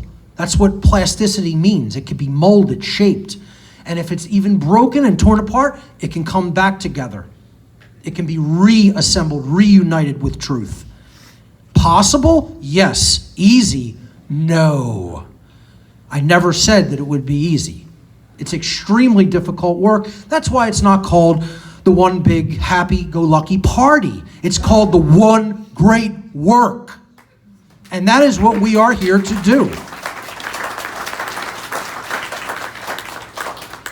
Look, never having even the ability to feel anger, right? I want to just talk about what it would be like from an allegorical perspective. And, this is going to hit home with some people, right? Imagine, it's 1770, the Boston Massacre is actively happening. British soldiers who have been quartered in people's houses and are stealing things from people, raping people, bursting into their home, just taking over their home and family life, at the behest of a psychopathic king who thinks he's God, thinks he's the representative of God on earth, are now shooting American colonists in the street. And you can go on and on about why you think it started. It's irrelevant. They were actively gunning down in the streets of Boston American colonists. And you can imagine this taking place and people seeing their loved ones and friends die on the street right in front of them. And then one of them who's actively being oppressed looks at one of the other ones who's like all enraged about it and goes, I just don't understand why you're so angry. Just can't conceive of this, This is the people that say, I don't understand how you're so angry about this situation. Why don't you just teach it in a nice, calm, dispassionate voice? Ladies and gentlemen, the human condition is slavery. Really? Is that genuine? Is that a genuine emotional response? We have to decondition ourselves to this shit, because that's what it is. It's bullshit. It is literally like this, okay? When I was making this presentation, this is the slide that I had in mind from the very beginning, this next one. And it should make people angry. Imagine back in the Civil War era during black slavery, when slaves were being held against their will on plantations and forced to work under treacherous, insane conditions, and they would be viciously whipped, treated, tied up with chains, put in steel boxes in hot weather conditions, like ridiculous. Eaten alive by dogs if they didn't comply. Dogs sicked on them until they were literally mauled to death. And other heinous atrocities, being strappadoed. This is a form of strappadoing. Although they would usually do it with the hands behind the back and then pull the person up on the rope before they whip them. That's the actual real strappado method. But imagine seeing a situation within, this is a tame drawing, folks. What it really looked like, you probably would not want to see, okay? Imagine a slave strappadoed and then a house slave who got better treatment than the rest of the slaves. It wasn't a field slave. He lived in the master's house and got better treatment, better food, better clothing, okay? And then all he had to do was keep the other slaves in line so the masters didn't have to hire other people to do it. That was the house slave's job. They're the military and police of our day. The house slaves of our day are the police and the military. Get as offended about that statement as you like. That's exactly what the situation is. But imagine other slaves on the plantation watching this scene of barbarity and brutality take place right before their eyes, which any of them knowing they could be next if they stepped out of line. And one of them turning to the look of horror of the women in front of him and saying, "I just don't understand why you're so angry." Imagine this. This is exactly what I feel like when I get this dumb fucking statement from people. Because I'm just going to call it what it is. It's people with, that are as dumb as 10 pounds of shit in a 5-pound sack. Okay? Really. To put it in street language. That's what they sound like to me. That's how stupid they sound. Why would you be so angry about human beings being enslaved and losing their rights? Can't imagine why that would bring up a seemingly negative emotional response of anger. No, that wouldn't be justified or correct. Folks, my level of anger is normal under the current human condition. If the condition were not slavery, I would not express the level of anger that I do. But the truth is the condition is slavery. And the correct emotional response is to be angry about it, so much so that you do something to end that immoral condition.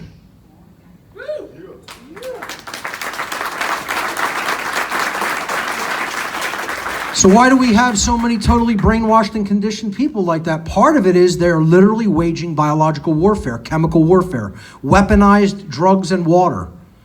I call the antidepressants, the SSRIs, the SNRIs, all of those, I call them the demon drugs. They're demon drugs with demon names. Prozac, Effexor, give me some other ones. Zoloft. Doesn't that sound like an alien monster coming to eat the planet? Zoloft is going to be here any day. He's the devourer of worlds. These are demon names. I'm not kidding. They are invocation names. They come from a twisted form of the Goetic tradition of summoning and invocation of demonic entities. And literally the Satanists who invent these things that are running the medical industry are giving them evocative demonic names. Literally. That's why they have all X's, Z's, It's like pretty soon all the vowels are just going to be, they're going to be called, are you taking your zig, That's what the names are going to start sounding like. Today, or, you're trying to wean off of that? Yeah, literally. But that's why they're named like that. And, we all should know about fluoride in the drinking water. How many people either use exclusively for internal use distilled water or at least reverse osmosis purified water? That's excellent. That's like 75 to 80% of the room. That's good. We need to bring that up to 100%. Okay? But hey, guess what? How many people in the listening audience that are going to eventually watch this are doing that? And I guarantee you that number drops to like 5 to 10%, if that. People are still drinking poisoned tap water. Stannous fluoride, hydrofluosilicic acid. That's a caustic chemical cocktail that actually reduces willpower and keeps people in this totally leveled state of emotional, makeup where they can't really get angry. That's why Soviets used fluoride in their gulag, detention centers for political dissidents. It was a technique that they understood was going to weaken the willpower of the people that they were holding prisoner. Here's a thing I want to get more and more into in my work, and that's talking about people who are so into the left brain and are so overly analytical, they say that they're scientific. They're not real. They don't really apply scientific methodology. I call them the eggheads, the left-brained eggheads, okay? Look, these people are just as broken as the right-brain, new age, woo-woo people that are out there, floating around in the 22nd dimension and don't have even a sense of anchoring themselves in the real world. This is just the opposite dynamic of that. This is somebody that's all about, analytics, verbal, math, all of that, right? And they could do tons of transforms of information and calculations, but they don't really have holistic intelligence, because holistic intelligence is about not only the intellect, but the generative principle of true care and creativity. That's why it's called intellect, gens, generative. It's right in the word, right in the origin of the word is what it really means. So they don't have that holistic part because they're not working with the right mind, right? They're not working with the caring, nurturing, creative aspect of the mind. They have that masculine, the linear processor, but they don't have the heuristic processor, the big picture thinking. Nor do they have the nurturing side of the personality that makes them care enough to get angry. So they don't have holistic intelligence. Why? It's not just the brain that isn't holistic in the left brain egghead types. And there's far too many of these even in the freedom community. What are they really lacking? They're lacking the place where true righteous indignation comes from, and that's the heart. Sacred anger doesn't come from the mind. The sacred form of anger comes from the heart because you care about truth and you care about what's right. And you're willing to put yourself on the line to make wrongs right, so that injustice doesn't continue and we don't continue to lose our rights and freedoms. But unfortunately, these people don't have heart. They don't have the heart to develop that level of anger, because that's really coming from a place of care. And then we have amongst most people in our society the fear of rebellion. This is also part of the destruction of the sacred gift of anger. And it's not just men, it's men and women. I get the most upset about the loss of even wanting to righteously wanting to rebel. Even if you say, we're not going to do that now. I ask people, don't you think it should have already been done? Does the right exist? We have been held under violent duress. Of course the right to rebel against that physically exists. To think that it doesn't, you don't understand what your rights are. Every one of us would be right for taking physical action against the state right now, in the moment, in the millisecond. I'm not saying to go out and immediately do that, because unfortunately we don't have the minds and hearts of the rest of the population, because they're still in a totally fucking brainwashed trance. And they don't understand that that would be a right. So it wouldn't be a practical thing to do. But does the right exist to do it? You better believe it does. Absolutely. And this is something you say to the freedom community and they're like, whoa, don't start talking like that. Why not? What about the American colonists during the Revolutionary War era? They didn't have the right to do what they did to the British who were oppressing them and holding them under duress? Would the slaves of the Civil War era not have the right to physically rebel against their so-called masters? I've said it in my presentations before, they'd have a right to kill every single one of them. Every single one. for even participating in that bullshit. You know, I don't hear people talking like that in this community, though. They're afraid to talk like that. You know, I'm not afraid of these people. I'm not afraid of them. I'm not afraid of the government. I'm not afraid of the police. I'm not afraid of the military. You are not spiritually awakened beings. You think you can make someone who is spiritually awakened and connected with the source of creation afraid of you? The only thing I have an amount of trepidation about is just allowing people like that to win and permanently take over. That's what we should be worried about if we're worried about anything. But I'm not physically afraid of them and what they can do to me. You ain't killing nothing if you blow this flesh away. First of all, I know this. Because to know that the fear of death is the beginning of slavery is what we all really need to that knowledge is what we deeply need to integrate. And why is that the case? That is the case because the flesh is not our identity. And this is where they have people believing that they should be a totally empowered, enlightened, awakened spiritual being, stepping into the truth, which is what gives us our power, and they're curled up in a fetal position in the kingdom of the self, not even understanding their potential or power. And this is where most people are. And that starts with eradicating righteous anger. You know, they tell us about this allegorically. Hollywood puts a lot of this content allegorically out in modern films. Steven Spielberg, who made THX 1138, his first film, you know, this is somebody that was largely given this script to talk about. You know, this was put up by like a production company that he had other writers working within, and they came up with this, and he ran with it, made it his first film. Okay? So, you know, this one is about the order followers destroying their sense of self. And they're going about their, you know, oppressive job totally calmly. Like, no, it's perfectly normal. You know, and even the people, they're put on drugs. They're put on pharmaceutical drugs. Those are the demon drugs, the SSRIs, the antidepressants, the SNRIs, all of that.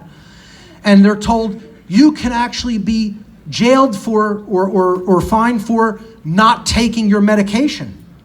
You know, this is drug crime for not taking the drugs. Equilibrium, one of my favorite movies of all time. I consider it probably the most esoteric Masonic film ever made, if you really understand the symbolism going on in this film. This is about a society that has eradicated emotion, a totalitarian society run by Father, who's supposed to be the representative of God on the earth as government, you know, basically has taken over society, and they give people a drug called Prosium, right? Almost identical to Prozac, and that keeps them numbed out. Well, some people stop taking it, they start feeling again. The main character is Christian Bale, right? Now this is, I think, a synchromysticism example. Because Christian and Bale, you have the Christ and you have the devil, right? Christ and Bale, right? But they're in the one character. They're in the main actor of the film, right? And what he has to do is find his righteous anger. And he eventually finds it when he realizes they're destroying everything that's good and pure and wholesome and beautiful in the world. And they destroy art, and they destroy animals. And finally, when he develops an emotional attachment to a dog, and the state wants to kill that dog, that's when he finally starts taking action, because he can't take it anymore. And, you know, the whole crux of the film is him developing the anger to eventually say no, the lost word. When he flatlines, his emotions flatline, because that's the psychopath coming out and him doing what he has to do physically at that point. And that's when he goes into battle with Father, and they do this kung fu thing called gun kata, and they are fighting with guns, and eventually he disarms the totalitarian regime's leader, and he's standing there saying, Could you take my life? You've disarmed me, and you want to take me out of the world? He goes, I live, I breathe. Will you pay the price for killing me unarmed? And the main character says, I'll pay it gladly, and pulls the trigger. One of the greatest films ever made, as far as I'm concerned, because it really teaches you, it's expressing the right of what one has to do when they are held under physical duress as slaves. The right. Not saying go out and do that, but saying, let's start by understanding that the right exists. I talk about in my work that I delve into the Western mystery traditions, and Thelema is one of the traditions that I study very deeply. And one of the principles in that occult tradition is human beings have the right to kill those who would thwart their rights. This is part of the self-defense principle, the sacred masculine that must be wed to the sacred feminine principle of non-aggression. First and foremost, do not initiate harm. But when harm is initiated unto you, you always maintain the right to defend yourself with physical force, up to and including deadly force. Highly controversial. You'll hear very few people talk about this, and even within this movement, other than myself and occasionally Larkin Rose. But all too few have the balls to say anything like that.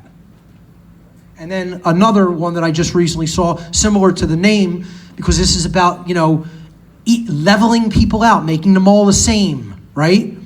So they can be brought into compliance. There's no individuality or uniqueness, equals. Another society that has totally purged emotion. Also check out, here's another one of those names, close to, the demon drug names, Zardoz. Okay, check out the movie Zardoz, because there's a group of beings in that called the apathetics that have lost their ability to feel emotion. We should aspire to a high dynamic emotional range and a high dynamic emotional makeup and speak with passion from the heart.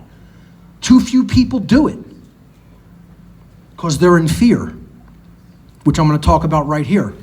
This is actually a slide from the researcher David Hawkins, who wrote the book Power versus Force. I highly recommend his work, although I think he stopped short of understanding some of the really deeper esoteric and occult principles that need to be understood. His basic premise when it comes to gauging human consciousness is actually very informative and valuable. So where is anger on the scale of a whole dynamic range of human consciousness? It's not going to be perceived here, even in this slide that I'm using to illustrate this point, as very high in consciousness. Here's where anger is. I'm going to blow this up to show it to you a little bit more in depth, because I think it's that important. Here's where anger is, and his scale goes from 0 to 1,000, with 0 being death, okay, and 1,000 being total enlightenment or godlike consciousness, insofar as that we are really embodying the true principles of seeing ourselves as all together as one consciousness in unconditional love. That's the very highest expression, which would be at 1,000. And the scale is logarithmic. It is not linear, okay? So anger is right here. And you'll notice that it is just before you get to that green heart energy, right? It's the beginning of where you're seeing the green spectrum as it's being illustrated in this image of the spectrum of colors the visible range, the visible spectrum. Green, I've always talked about as the center. That's the balance energy. It's heart energy. That's why I used it for the heart instead of most people choose a red heart. The Anahata chakra in the Indus Valley tradition, of the Vedas, is in the chakra system green. It's a green 6-petaled flower that is the seed of life, because it's the generative principle from which anything good really grows, okay? But this is where anger is. It's a little bit below that, but it's starting to go up into that green range. Now, in Hawkins' work, he talks about this critical point in consciousness that is the number 200. And that is very not so coincidentally, I should say, but very synchronistically, courage. Courage is the embodiment of this 200 line. And look at where it falls. Right in the middle, in the green, the heart-based care center of the visible spectrum. People think of courage as active, right? As something that's done with action. But no, courage also comes from care. It stems from care. The courage to do what is right comes from first caring about what is right. And what gets you to that place of care is becoming first getting angry. See, that's the whole principle. First, you have to get mad. That anger comes up into the heart. It wells up in the heart because you care about what's right and you care about whether people have the freedom to express their rights. Okay? So I'm talking about courage here as a stepping stone to get to that place of courage, to act, to get into right action. So I'm going to end by talking about the transformation, the alchemical transformation of the sacred form of anger into right action, courage and right action. Now, interestingly enough, look at what that 200 line is in David Hawkins' work. It is in his work, it represents the ability to discern truth from falsehood. And that is why most human beings do not have that capacity or ability. They're not even angry enough. They haven't even developed the self-respect to say, I'm angry, I don't deserve to be treated like this, my life has value and I'm not going to take it anymore. They need to develop that anger that then they can use as fuel to convert it into courage and take right action in the world. So let's talk about the alchemical transmutation of anger into courage, because this is what it's about, right? It's not just about feeling something, it's about what are you going to do with it? What's the difference if you could feel it if you're not going to take right action with it? St. Augustine said, hope has two beautiful daughters. Their names are anger and courage. Anger at the way things are, and courage to see that they do not remain as they are. Brilliant quote. Anger can actually be a motivating force, or what I call a fuel. It can be like a rocket fuel, literally, okay? Sacred anger. The bridge from anger to courage is built by channeling anger into focused right action directed at overthrowing the system of slavery that currently binds us. That means getting involved and talking to other people in the world about the issues that we need to face and change.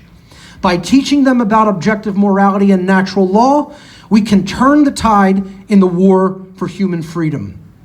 Anger over our rights and freedoms being taken away can be transmuted into the fuel that can drive the entire freedom movement. See, it's all about input, processing, and output. That's the trivium, okay? Grammar, logic, rhetoric, another way of saying it is input, processing, and output. We have to take the emotion of anger into ourselves and feel it and channel it and then let it come out. That's the ignition, the burning of the fuel of the sacred anger and the propulsion system toward courage and right action to take us where we say we want to go. That's the alchemical transmutation. It's not just about keeping it all bottled up and indwelling in the body and in the psyche. It's about what are you going to transmute that anger into? You can get into a dangerous, playing a game here of, striking that balance, walking that line. I know I can. I can get angry to a point where it almost becomes debilitating. And I'm saying that's not the right way of approaching this. It's a hard thing, though, to manage and deal with, okay? Especially when you're as passionate about this as I am, because I want to see what the human potential is. I don't want to see us stay what we're expressing here. I know that there's so much better expressions of consciousness than what we're allowing to happen here. I want to see what we're capable of. That's another thing that drives me and is part of my motivation. But we have to convert that fuel of anger into a propellant, into a propulsion system that drives our right action through courage. Focused and channeled anger. Focusing and channeling anger. Anger is a fuel that can be focused upon a situation that needs to be changed. It can be used wisely or frivolously? Again, that dual-edged sword. Are you going to put fuel in your car and go random impulse shopping? Or are you going to put fuel in your car and go travel and meet up with other like-minded individuals to try to make some positive change happen in the world? There are two different uses for fuel, just like there are different uses for anger.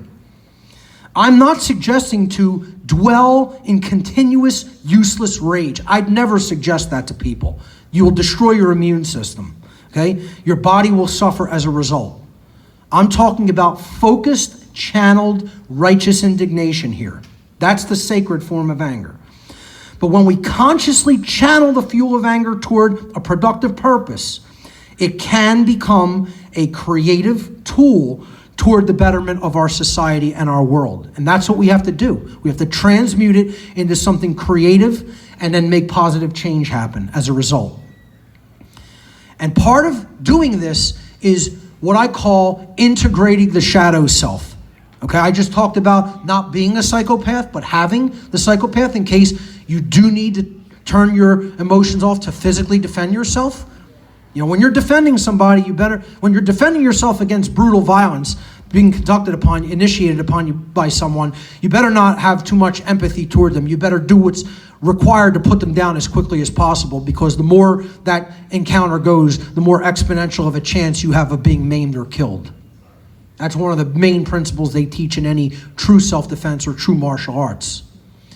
But what I'm talking about here is the integration of the shadow side of the personality, okay? And this is one of the deepest parts of occult work that most people don't want to do. They don't want to even look into what the occult is, let alone do this. This is the thing where even people who say, I'm going to go into the deep waters, when you start showing them, here's what it really is, to delve into the human psyche at a very deep level, then they're running the opposite direction, okay?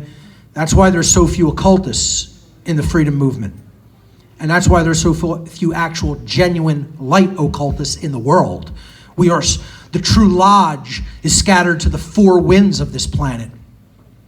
And we need to reassemble it. So the shadow self can be described as a seemingly dark or negative part of our subconscious mind. And I put those in double quotes because just like anger is not only negative and has a positive side, so does the shadow self. We have to work with it.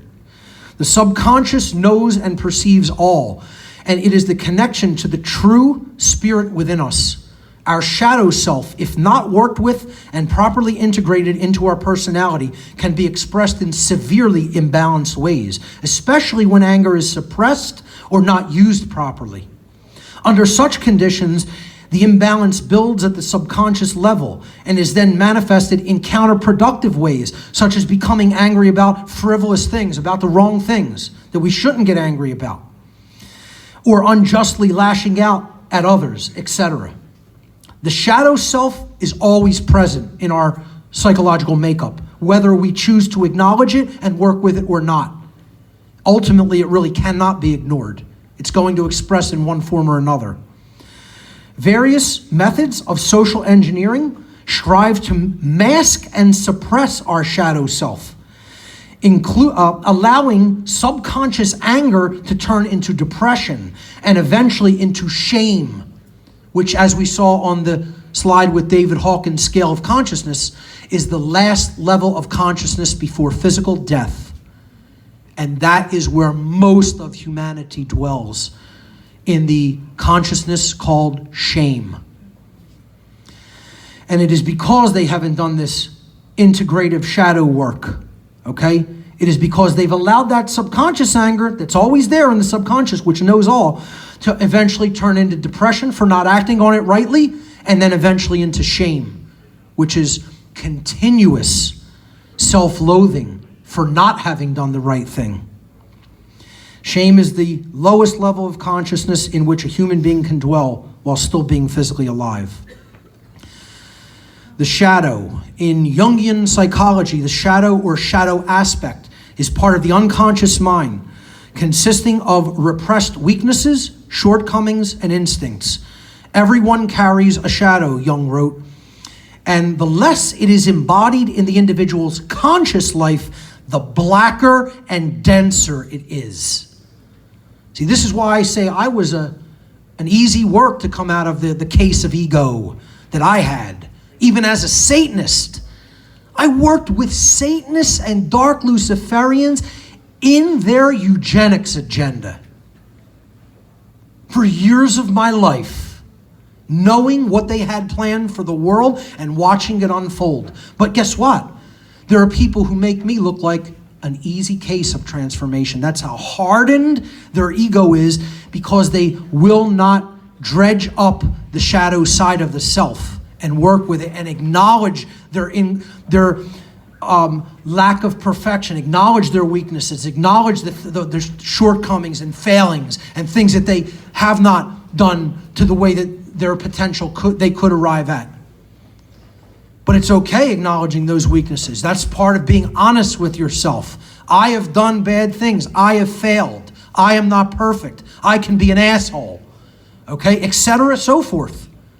This is what the first step of occult initiation is. What is the first step of occult initiation? Stop lying to yourself. Most of us are still telling ourselves a bullshit story. So it may be in part one's link to more primitive animal instincts, which are superseded during early childhood by the conscious mind. Okay? Please look into the shadow self, the shadow work as part of the occult. I know there are a few people who do this type of work who are here. Okay? I actively work with the type of dark aspects of the personality that needs to be worked with as shadow work. I know Jay Parker does that. I know Sethicus Boza does that. I know Logan Hart does that. There are many people that are getting into more aspects of dredging up this subconscious shadow material. That's the only way it can be dealt with and transmuted. And most people don't want to do that work. And that's the inner spiritual occult work that we must understand needs to be done and then perform it upon ourselves. That's inner alchemy. And Jung could have been considered an alchemical practitioner. So I'm going to conclude by talking about my personal anger in this war for our freedom. And I can feel like this many days. You know, I'm not impervious. My shields are stronger than most, I acknowledge. I have some characteristics of my personality that really make me be able to take a hit, okay? But I'm not invincible. No one is, okay? And I feel like this more days than not recently. Many people criticize my work by saying things like, Mark Passio should be taken with a grain of salt because he's angry and down on people. They fail to see that my anger comes from the fact that billions of brainwashed people believe in a fantasy religion called authority and vote to allow a group of criminals calling themselves government to take away our inherent rights. I'm angry because the vast majority of human beings totally agree with and support such violence and slavery. As a matter of fact, they love it. But why shouldn't anyone and everyone in the world be justifiably angry about the state of slavery that human beings are condoning and perpetuating? My emotional reaction regarding this situation is the correct one, and I'm not afraid to say it. I'm not interested in hearing from people that think I need to keep calm and just think positively of those who have allowed the human condition of slavery to manifest and continue. No, I don't need to accept that. No, I don't need to allow that. No, I don't need to tolerate that. And yes, I should be angry about that, and so should you. Thank you. And you know what? When you ask them, when you turn the tables on them and you say, look at what I've done. There's my body of work. Go look at it, how proliferous it is. Okay? And you ask them, what have you done?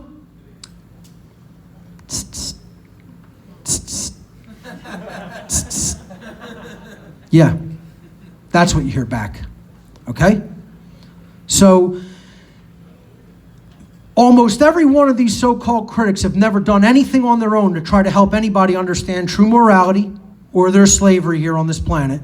And yet, they'll spend their time, they think an effective use of their time is, they'll spend their time and energy criticizing me, a person who has dedicated my life to this kind of work, while they've done nothing. And I'm not supposed to be angry about people like that either. Just imagine if you forewent, you foregoed every single aspect of pleasure you could have pursued in your life. Any kind of wealth you could have pursued in your life. Any kind of, projects that you just wanted to do for you.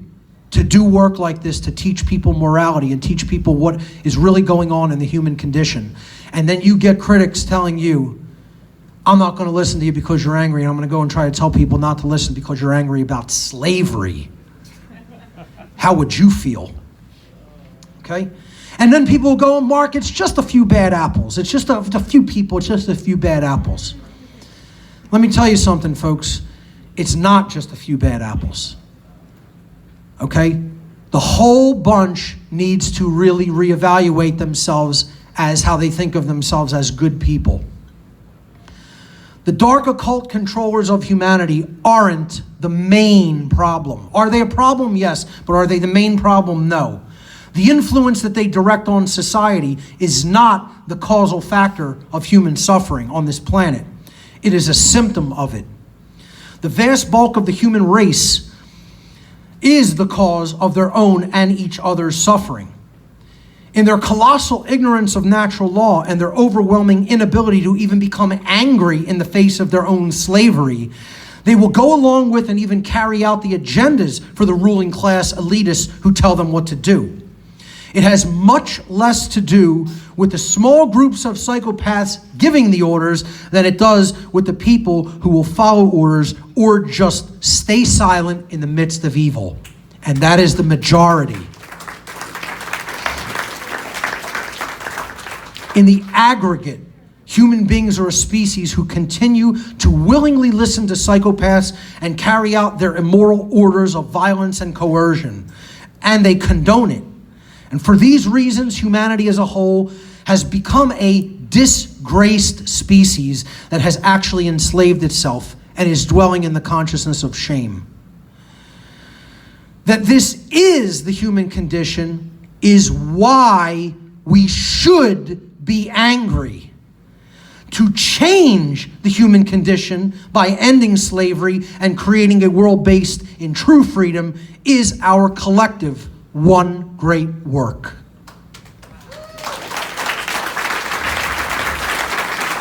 And let me tell you something, folks. As I said previously, it's not called work for a reason.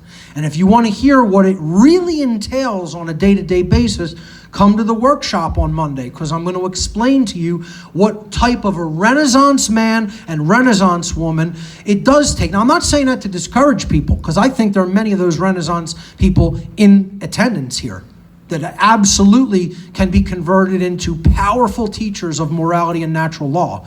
But you have to learn what the skill set's required. But most of all, you don't want to get blindsided by not realizing and fully recognizing the sacrifice that it takes to do this.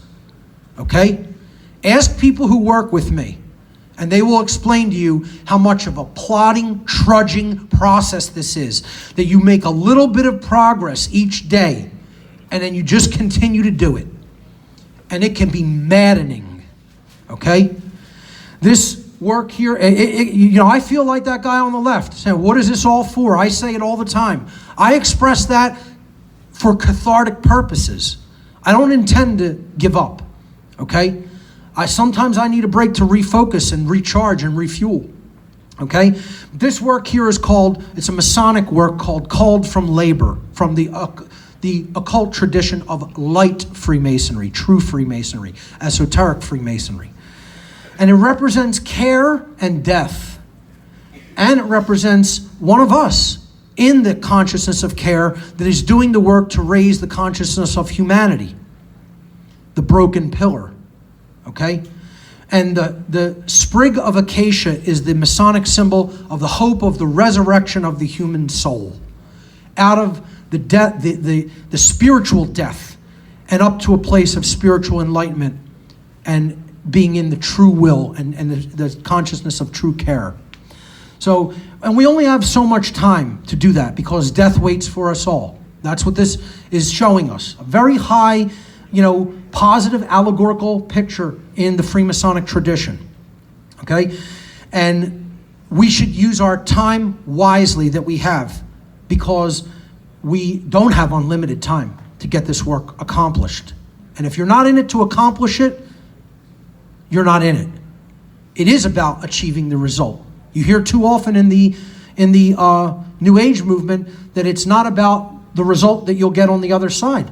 Well, you know what? When it comes to a war for freedom, either you win and you're free in every way, spiritually, mentally, emotionally, and physically, or you're a slave.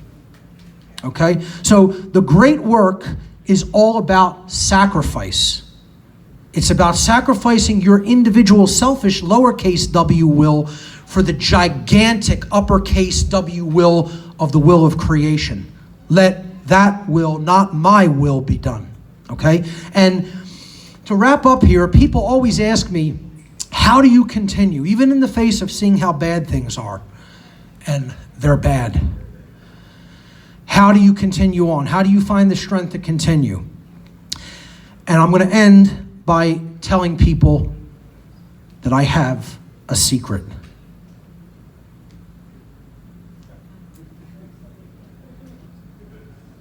We have sound? Yeah, I'm going to back it up because we need sound for this.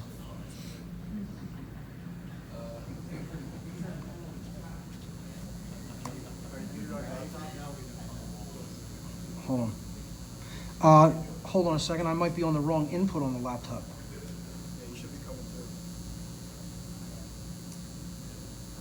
Hold on. No, I need to come out over HDMI. What is it on? You're not going out, you're going out through the projector? Okay, I see it. I think I got it. I apologize for that technical snag there, folks. Let me go back into it.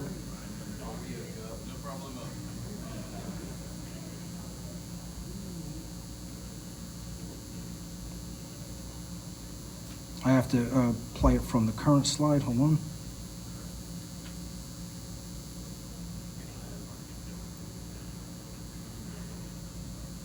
Okay, here we go.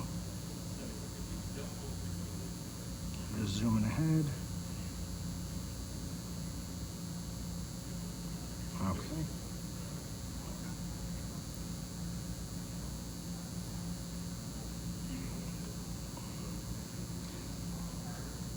Trying to advance it, it seems like it's frozen. It's not advancing. Just give me one more moment.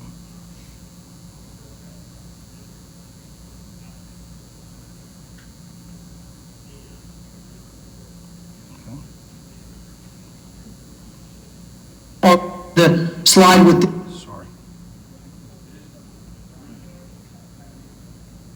Okay. Let's try this again.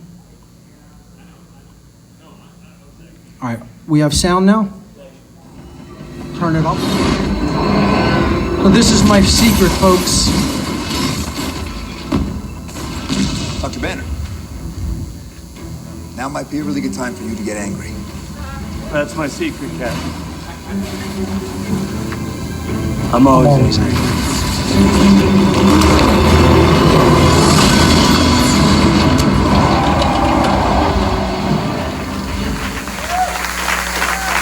Ladies and gentlemen, thank you so much for your time and attention.